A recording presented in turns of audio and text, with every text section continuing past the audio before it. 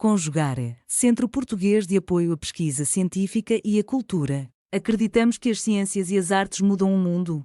O conhecimento transforma, e isso nos motiva. 15ª Jornada Virtual Internacional em Pesquisa Científica, com o tema Educação, Inclusão e Direitos Humanos. Olá a todos! Como presidente da Comissão de Organização da 15ª Jornada Virtual Internacional em Pesquisa Científica, cujo tema é Educação, Inclusão e Direitos Humanos, que estará a ser realizada nos dias 16, 17 e 18 de dezembro de 2025, gostaríamos de agradecer a participação de todos e convidá-los para assistir à conferência de abertura da doutora Kátia Junqueira, cujo título é Educação, Inclusão e Direitos Humanos, Desafios Globais e Caminhos Científicos para uma Sociedade Mais Justa. A doutora Kátia Junqueira é advogada formada pela Universidade do Estado do Rio de Janeiro, desembargadora eleitoral do Tribunal Regional Eleitoral do Rio de Janeiro por 3 mandatos, de 2018 a 2025. Ex-ouvidora geral e da mulher do TRE do Rio de Janeiro. Ex-presidente da Comissão de Prevenção e Enfrentamento ao Assédio Moral e Sexual do Tribunal Regional do Rio de Janeiro. Ex-diretora da Escola Judiciária Eleitoral do Rio de Janeiro por 2 mandatos. Ex-presidente do Colégio Permanente de Juristas da Justiça Eleitoral, tendo sido a primeira mulher a ocupar o cargo e antes a vice-presidência. Presidente da Comissão de Direito à Cidadania da OAB do Rio de Janeiro, de 2025 a 2027, e ex-vice-presidente dessa mesma comissão. Conselheira da OAB Barra, 2025 a 2027, e membro da Comissão de Direito Administrativo Sancionador da OAB do Rio de Janeiro, 2025 a 2027. E muito mais. Poderíamos passar um bom tempo falando aqui que o currículo da doutora é espetacular. Bom, mas não é a mim que vocês querem ouvir. Então, eu agradeço desde já a atenção de todos e passo a palavra para a doutora Kátia. Obrigada. Antes de mais nada, eu saúdo a todos e todas, ouvintes. Deixo aqui também meu agradecimento aos organizadores da 15ª Jornada Virtual Internacional em Pesquisa Científica, no caso, ao Conjugare, Centro Português de Apoio à Pesquisa Científica e à Cultura, e também a editora Cravo, e em especial a minha querida amiga Luca Laim, pelo honroso convite, né, de fazer essa conferência inaugural neste evento de relevância internacional. Eu quero dizer da minha satisfação em estar aqui novamente, parabenizar os organizadores pela iniciativa deste evento e também pela relevante temática, que é muito atual, né? Bom, senhoras e senhores pesquisadores, educadores, estudantes, participantes dessa 15ª Jornada Virtual Internacional em Pesquisa Científica.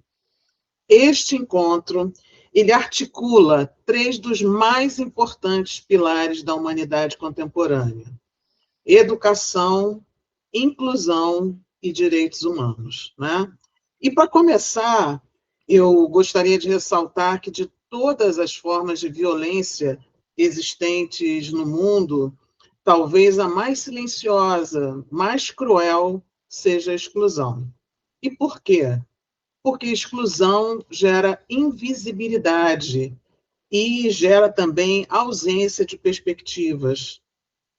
No que se refere especificamente à educação, excluir alguém do seu acesso é negar não apenas conhecimento, mas, eu diria mais, identidade, oportunidades, sonhos e, principalmente, um futuro, né? Quantos gênios estaremos e estamos perdendo, né, diariamente, por não sabermos incluir e educar? Essa pergunta precisa ecoar nas nossas cabeças, né? Quantas mentes brilhantes estão sendo silenciadas porque nasceram no lugar errado, com a cor errada, com o corpo errado? E quando eu falo errado entre aspas, óbvio, né? Ou com uma condição social menos privilegiada e sem acesso à educação e a outros serviços públicos. Senhoras e senhores, educação, inclusão e direitos humanos não são apenas temas acadêmicos. Eles estão, na verdade, dentro de um contexto de valores fundamentais para a manutenção da dignidade da pessoa humana. E isso para uma sociedade mais justa e verdadeiramente democrática. Nós não podemos dizer que vivemos numa democracia sem isso. Esses direitos forjam um verdadeiro cidadão, um titular de direitos e obrigações. Esses direitos, eles forjam cidadania. E sobre isso, é imprescindível promover reflexões humanas, éticas e urgentes. Nós temos que nos perguntar que tipo de humanidade estamos construindo se não conseguimos incluir a todos. E mais, como os cidadãos já incluídos na sociedade, numa posição, eu diria, mais privilegiada, poderão viver de forma livre e com qualidade se os excluídos permanecerem excluídos. Dito isso, eu trago aqui, a título de curiosidade, dados do IBGE, do Instituto Brasileiro de Geografia e Estatística, do censo de 2022, que indicam que no Brasil 7,4% das pessoas com deficiência conseguiram concluir, né, o ensino superior. Lamentavelmente, esse é apenas um exemplo impactante da falta de inclusão de determinados segmentos da sociedade, o que gera, claro, desigualdade e injustiça. Mas essa, infelizmente, é apenas a ponta de um grande iceberg, né? Porque o que vemos na prática é que a educação segue sendo um privilégio e não um direito garantido a todos. Negar educação é negar transformação, é negar desenvolvimento pleno do potencial humano e a salutar possibilidade de mobilidade social decorrente da capacidade e da dedicação de cada cidadão, desenvolvida ela com base em oportunidades que lhe são dadas pela sociedade. Negar educação é negar cidadania, dignidade e direitos humanos. Mas, para aprofundamento dessa discussão, é necessário também fazer uma breve contextualização histórica da evolução dos direitos humanos. E falando de uma forma mais detalhada, a evolução dos direitos humanos no mundo tem alguns marcos iniciais. Eu poderia dizer que o primeiro deles é o chamado Cilindro de Ciro, remontando ao ano 539 a.C., com a liberdade dos escravos. E o que era o Cilindro de Ciro, né? Na verdade, é um antigo cilindro de barro persa, do século VI a.C., inscrito em escrita cuneiforme, que é como se eles estivessem cavando o barro, né, com sinais, que registra a conquista da Babilônia por Ciro o Grande e a sua política de tolerância religiosa e libertação dos povos exilados. Esse cilindro de Ciro, ele foi considerado, é considerado ainda, por muitos, a primeira carta de direitos humanos, porque ele permitia o retorno dos judeus e de outros povos às suas terras. E esses relatos estão confirmados, inclusive, na Bíblia. Atualmente, essa peça ainda existe e ela se encontra em exposição no Museu Britânico. Outro ponto alto da evolução dos direitos humanos foi a Magna Carta de 1215, que limitou, naquela ocasião, o poder real. Essa Magna Carta, ela foi um documento assinado pelo rei João da Inglaterra, sob pressão dos nobres, né, estabelecendo pela primeira vez que o poder do monarca seria limitado pela lei, né? Com isso, se estava buscando garantir direitos como justiça, julgamento justo para os homens livres, e servindo também como base para o direito constitucional e a democracia moderna, protegendo contra impostos excessivos, contra abusos de poder. E tudo isso, essa Magna Carta, ela veio a inspirar constituições pelo mundo inteiro, com reflexos ainda hoje, inclusive. Outro aspecto também histórico é o marco, como marco dos direitos humanos, né?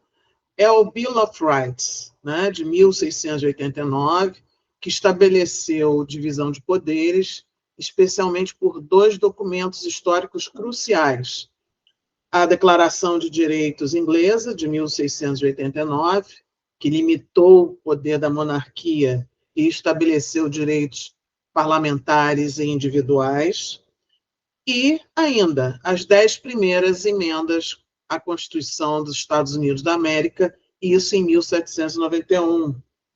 Esses dois marcos, né, esses dois documentos históricos, eles garantiram liberdades civis e direitos fundamentais aos americanos e ingleses, como liberdade de expressão, religião e imprensa, também inspirando, como eu disse anteriormente, as constituições do mundo inteiro. E, além disso, nós tivemos alguns outros documentos e ações, como, por exemplo, o Iluminismo e as suas revoluções, a Declaração de Independência dos Estados Unidos, em 1776, a Declaração de Direitos do Homem e do Cidadão da França, em 1789, que consolidaram liberdades individuais e direitos civis. Tivemos também, no pós-guerra, pós-Segunda Guerra Mundial, a criação da ONU, em 1945, e a promulgação da Declaração Universal dos Direitos Humanos, em 1948, que foram ambos os fatos cruciais, né, definindo direitos universais e indivisíveis. E, por fim, nós tivemos o surgimento do direito humanitário, que surgiu a partir de convenções de Genebra, a partir de 1864. E esse direito humanitário, ele passou a focar muito na proteção às vítimas de conflitos, como soldados feridos em guerra e civis também nessas guerras, né? Bem, feita essa pequena digressão, no Brasil, os direitos humanos evoluíram principalmente no período pós-ditadura, né? Quando houve a redemocratização, que teve como principal símbolo, como símbolo máximo, a Constituição Federal de 88, não por acaso chamada de Constituição Cidadã, Carta Cidadã, considerada por muitos uma das mais modernas constituições e mais avançadas constituições do mundo, e que inseriu nos seus artigos os direitos fundamentais, e dentre eles, e também um ponto importantíssimo, um pilar importantíssimo, que é a dignidade da pessoa humana. Nós tivemos também no Brasil a implementação de programas como o Programa Nacional de Direitos Humanos a partir de 1995, buscando integrar direitos humanos à gestão pública. E, em termos legislativos, nós tivemos também vários avanços significativos, e eu dou o exemplo da Lei de Ação Civil Pública de 2009, que facilitou a defesa judicial dos direitos humanos. Bem, mas em Portugal, eu também gostaria de citar, a evolução dos direitos humanos ela é marcada pela transição da ditadura para a democracia com a Revolução dos Cravos em 1974, né? Abrindo um caminho importante para a democracia, para o processo de redemocratização e para a plena aplicação dos princípios dos direitos humanos. Com isso se findou a repressão e foram instauradas as liberdades fundamentais, liberdades individuais, a consolidação dos direitos civis e políticos. Outro marco foi a adesão de Portugal à União Europeia, né, que veio com isso a fortalecer vínculos, padrões de comportamento europeus. E após 1974, houve também avanços significativos em direitos sociais, como, por exemplo, saúde universal, em 1979, que veio a garantir, né, o acesso universal e gratuito a cuidados de saúde, um direito social fundamental, igualdade de gênero com a lei da paridade, em 2006, direitos LGBTI a mais, com o casamento homoafetivo, em 2010, direitos digitais, com a Carta de Direitos Digitais, em 2021, muito embora ainda, claro, né, persistam desafios, em toda democracia persistem desafios como violência doméstica e questões migratórias com avanços e retrocessos. Do ponto de vista comparativo, o que se observa é que as constituições do Brasil e de Portugal, elas reconhecem a dignidade da pessoa humana como um fundamento do Estado de Direito e estruturam os direitos humanos em diversas dimensões, né? Dimensão civil, política, social, econômica e cultural também, né? E ambas as constituições, elas também conferem aos direitos humanos uma posição central no ordenamento jurídico. E enquanto o modelo brasileiro enfatiza a densidade normativa interna, o modelo português ele se destaca pela abertura sistemática ao direito internacional. Em ambos os casos, em ambos os países, os direitos humanos se configuram como pressupostos essenciais à efetivação, à realização do Estado democrático de direito.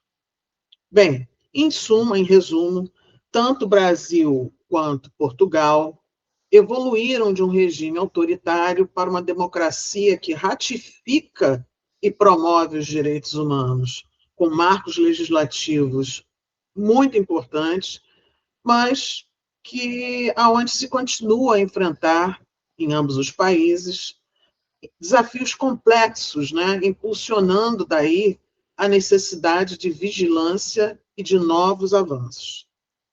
Mas toda essa evolução dos direitos humanos no Brasil e em Portugal, ademais de todo o resto do mundo, também enfrenta desafios persistentes, né?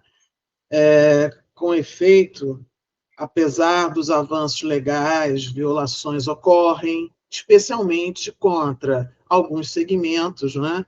Os negros, as mulheres, as populações LGBTQIA+, e outros grupos vulneráveis, como eu diria citaria até os indígenas também, né? Em resumo, a trajetória é de luta contra o autoritarismo, né? E pela universalização de direitos, buscando capilarizar e consolidar a cidadania através da Constituição Nacional de cada país e de políticas públicas, mas ainda enfrentando a difícil tarefa de tornar os direitos, notadamente o direito à educação, que é o que aqui hoje tratamos, uma realidade plena para todos.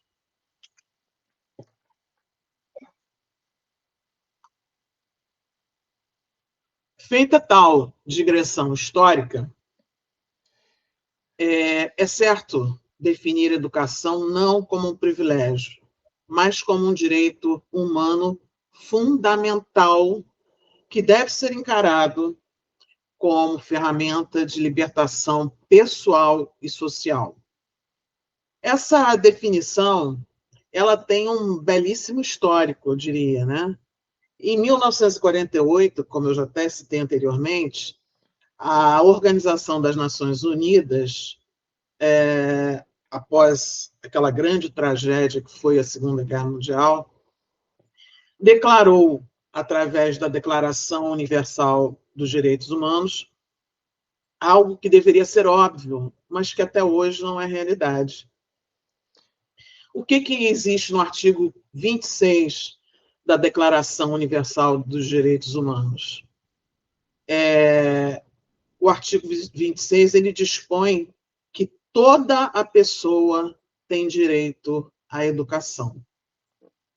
Ocorre que, infelizmente, o que nós vemos na prática é que a educação segue sendo um privilégio de poucos e não um direito garantido a todos. E quando nós falamos em educação, nós não estamos falando aqui apenas de escolas, de universidades. Nós estamos falando de acesso ao desenvolvimento pleno do potencial humano por meio do ensino. Paulo Freire, o educador Paulo Freire, ele já alertava na sua coletânea Pedagogia do Oprimido que a educação não transforma o mundo. Curioso isso, né? Paulo Freire tinha uma visão muito correta, por sinal, de que a educação transforma as pessoas. E as pessoas, sim, transformam o mundo.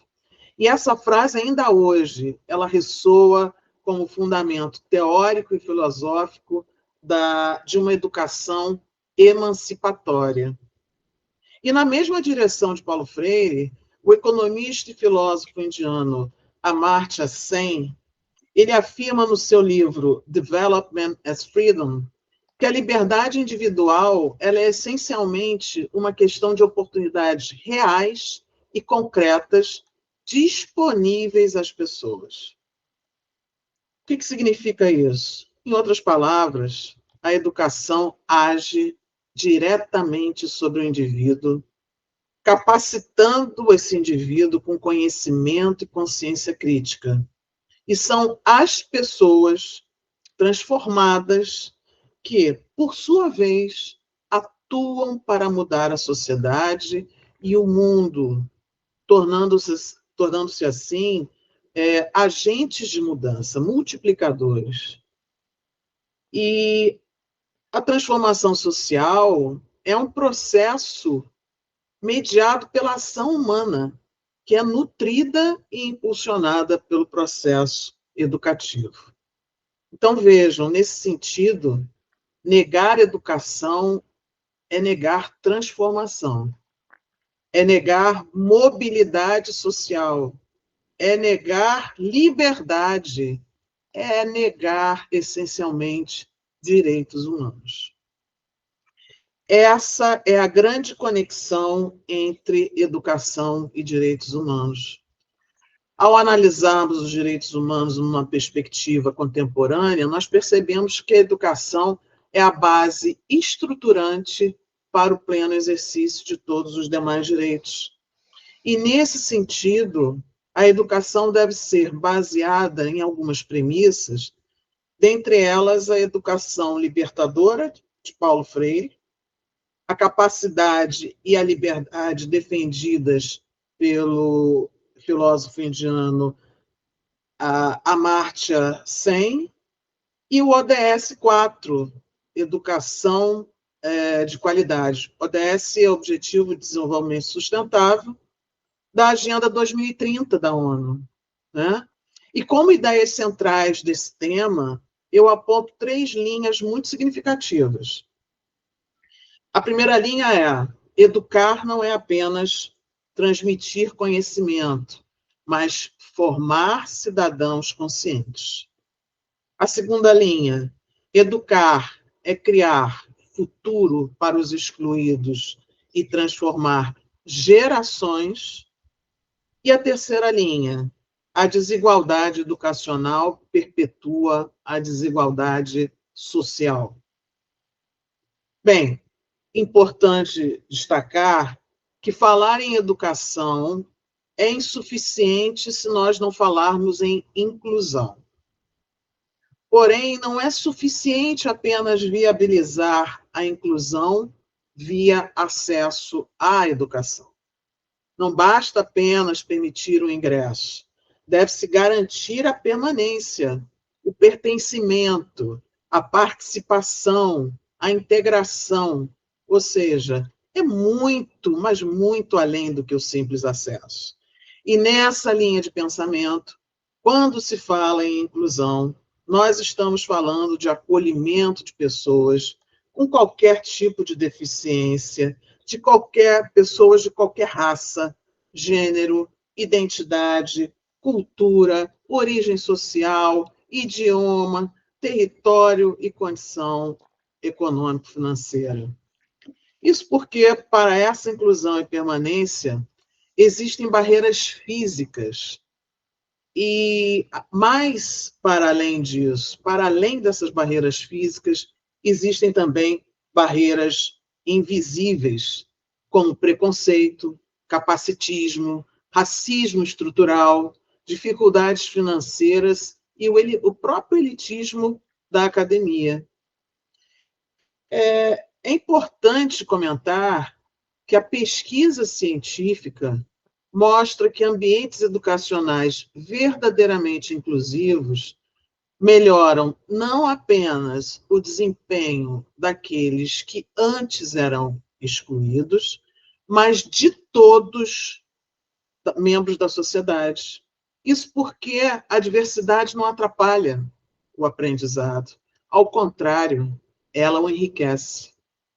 Portanto, a educação deve ser inclusiva para pessoas com deficiência, inclusiva sob aspectos raciais, de gênero, sociais, econômicos, financeiros e culturais, inclusiva sob o aspecto digital, com acesso à tecnologia e à internet, inclusiva no sentido de eliminar barreiras invisíveis, como preconceito, capacitismo, elitismo e linguística, dentre outros obstáculos.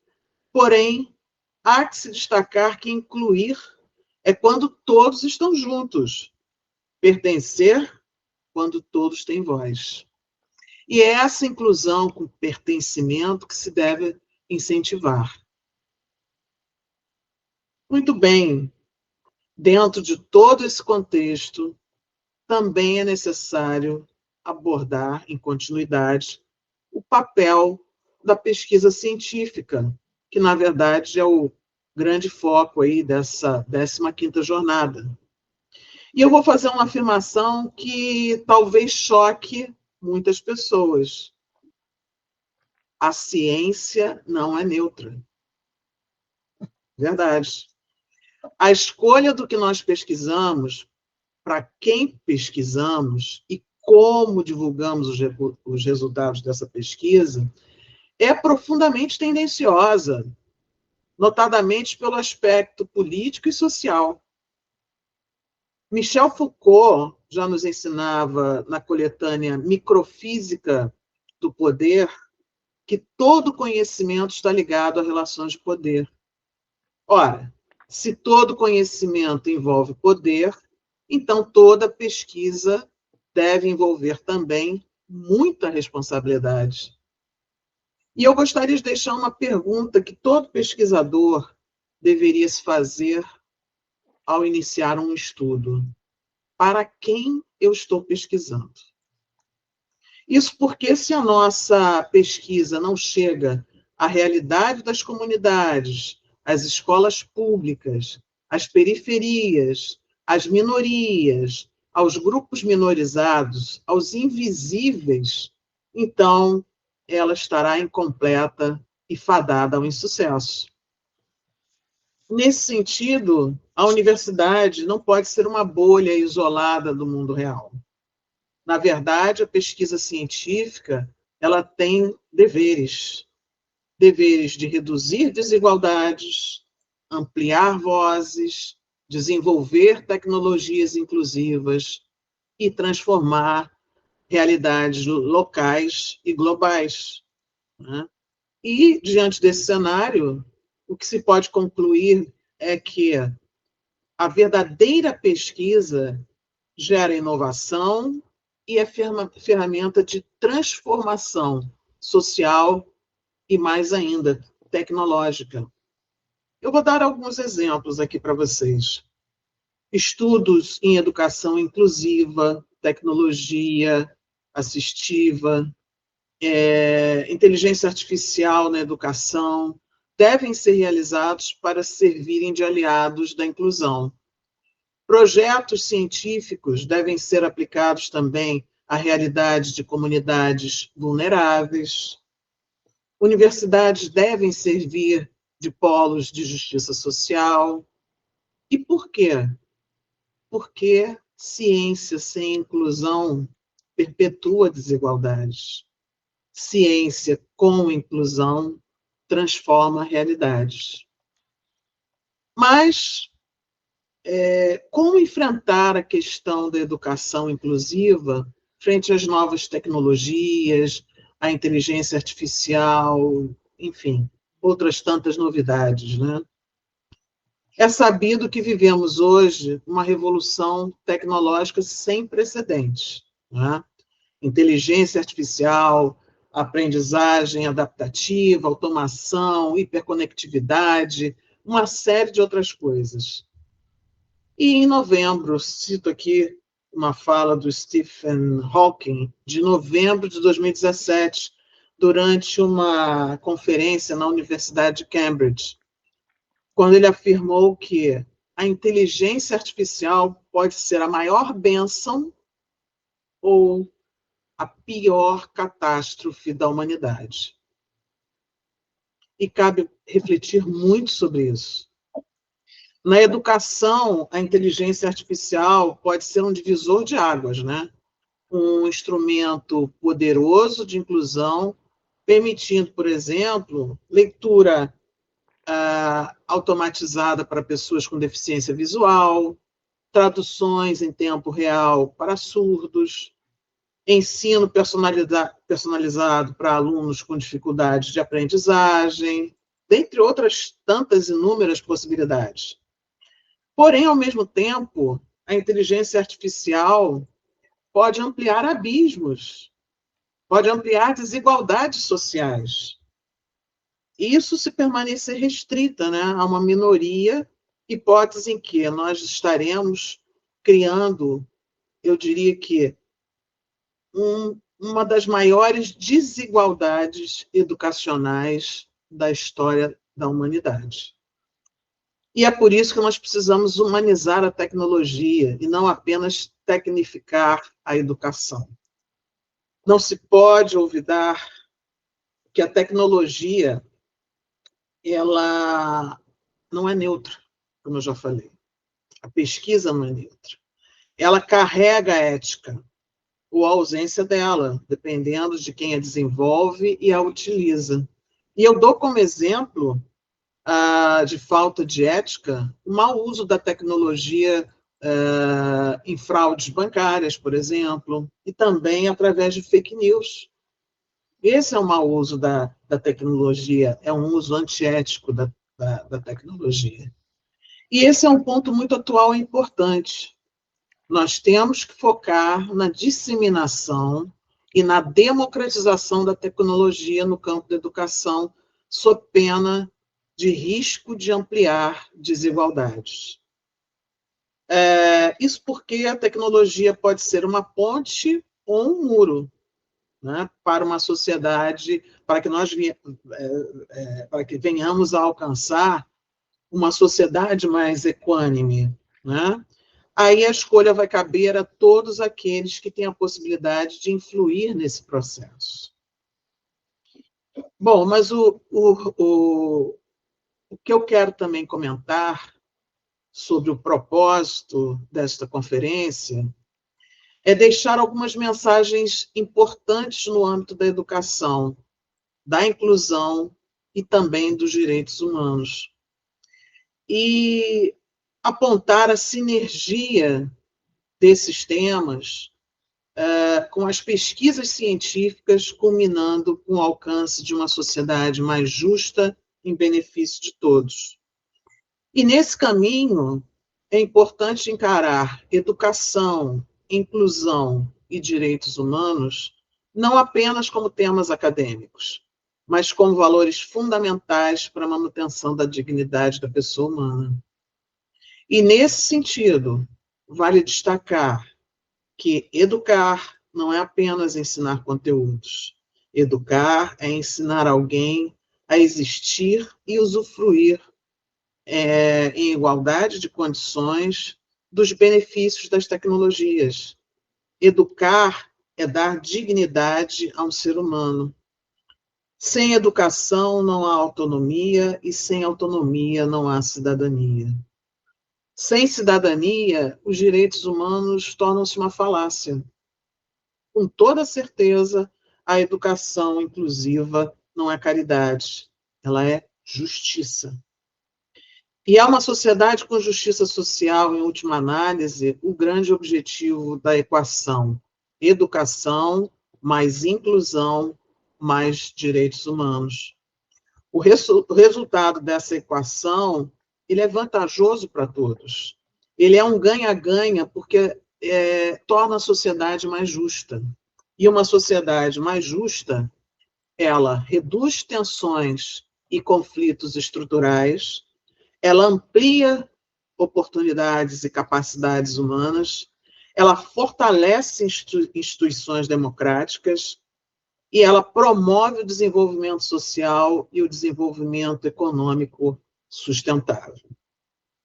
Portanto, senhores e senhoras, o alcance da justiça social é o grande objetivo a ser alcançado e seus efeitos positivos tendem a se irradiar por todo o corpo social, beneficiando, inclusive, aqueles que, à primeira vista, poderiam supor perdas. Daí se tira a importância dos temas aqui abordados, não apenas para aprofundar conhecimento, mas para a escolha do tipo de mundo que queremos construir e deixar para nossos familiares, para as futuras gerações e para a humanidade em geral. Cada artigo científico, cada projeto de pesquisa, cada sala de aula pode ser um espaço, um verdadeiro laboratório aonde se pratiquem atos de conscientização contra a exclusão e aonde se construam pessoas dignas. Porque a ciência com consciência, ela é transformação. Uma transformação que pode beneficiar a humanidade.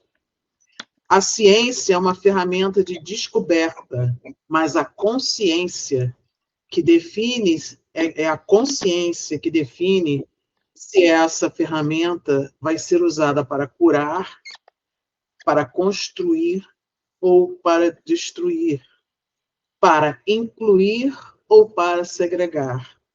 Daí a importância da responsabilidade e da ética na pesquisa científica. Senhores e senhoras, por tudo isso, nós precisamos repensar práticas pedagógicas, currículos, metodologias, avaliações e até mesmo os padrões de conhecimento de cientificidade que muitas vezes também reproduzem exclusões. Nesse contexto geral, é preciso destacar a importância dos pesquisadores, dos educadores e dos estudantes, que são, na verdade, os verdadeiros multiplicadores do conhecimento e os verdadeiros agentes de transformação social. Eu tenho certeza de que essa jornada científica internacional que nós estamos aqui participando não será apenas uma sequência de apresentações, mas um compromisso coletivo com uma educação mais humana, mais inclusiva, um mundo mais justo e uma ciência que não deixa ninguém para trás. em resumo, será um compromisso alinhado com a filosofia africana Ubuntu, que nos ensina algo extremamente poderoso. Abre aspas. Eu sou porque nós somos. Por tudo quanto aqui expus, peço a todos e todas que me assistem que reflitam e se perguntem: que tipo de humanidade estamos construindo se não conseguimos incluir a todos? O que eu posso fazer para educar e incluir e alcançar uma sociedade mais justa? Sociedade da qual, em última análise, eu também serei beneficiário. Na verdade, quando educamos com empatia, nós incluímos com propósito e pesquisamos com consciência. Nós não apenas ensinamos, nós restauramos a dignidade humana, nós libertamos, nós seguimos no caminho de uma sociedade verdadeiramente mais justa e democrática. Então, que esta 15ª Jornada Virtual Internacional em Pesquisa Científica seja, de fato, um marco de compromisso real com uma ciência mais humana, uma educação mais inclusiva e um mundo verdadeiramente baseado na dignidade e nos direitos humanos. E eu finalizo agradecendo a oportunidade de participar desse grandioso evento e deixar aqui o meu Instagram, @katiajunqueira.jus. Quem quiser trocar ideias sobre tudo que foi falado aqui, eu fico totalmente à disposição. Muito obrigada a todos e todas. Nossa, queria agradecer muitíssimo a fala da conferência da doutora Kátia. É sempre espetacular lhe ouvir, é muito bom a gente ter alguém com quem nós temos essa percepção desse compromisso com as questões que estão interligadas de educação, de direitos humanos e de inclusão, e o Conjugar fica muito feliz de, nesses 5 anos de existência e nos nossos tantos eventos já realizados, que muitos temas que praticamente nós não víamos na academia tenham sido discutidos aqui, vindos da academia, né? Então, se discute muito violência, se discute muito racismo, se discute gordofobia, se discute feminismo, se discute, e esse conceito da educação, está discutindo esse tipo de coisa, é fundamental. Eu acho que a gente não pode perder de vista que ciência tem lado, né? A gente sabe que ciência tem lado, e que seja para um lado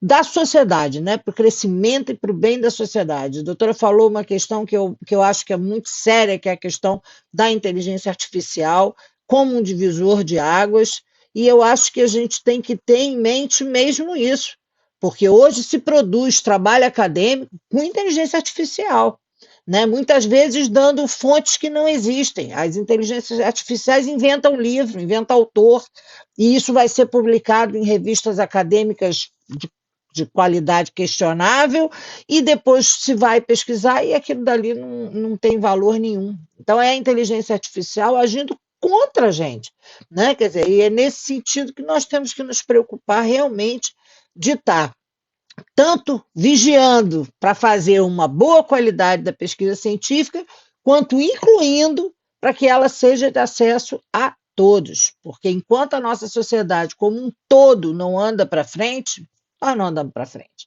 Ou andamos todos juntos para frente, ou nós não estamos andando para frente. Então, só tenho que lhe agradecer com os dados maravilhosos que a doutora trouxe, toda a fala magnífica, muito obrigada, e eu passo, então, a informar, né, que a 15ª Jornada Virtual em Pesquisa Científica é uma realização do Conjugare, com o apoio da editora Cravo, sendo a sua realização nos dias 16, 17 e 18 de dezembro de 2025. O Conjugare, Centro Português de Apoio à Pesquisa Científica e à Cultura, é uma entidade que reúne pesquisadores de diversas áreas de conhecimento, ligados à instituição de ensino e pesquisa de todo o mundo.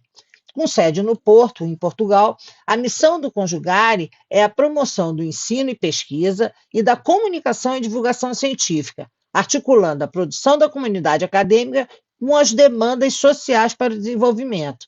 Nossos projetos conjugam ações sociais, culturais e científicas que são entendidas como um tripé importante para a formação de uma sociedade crítica e com bem-estar.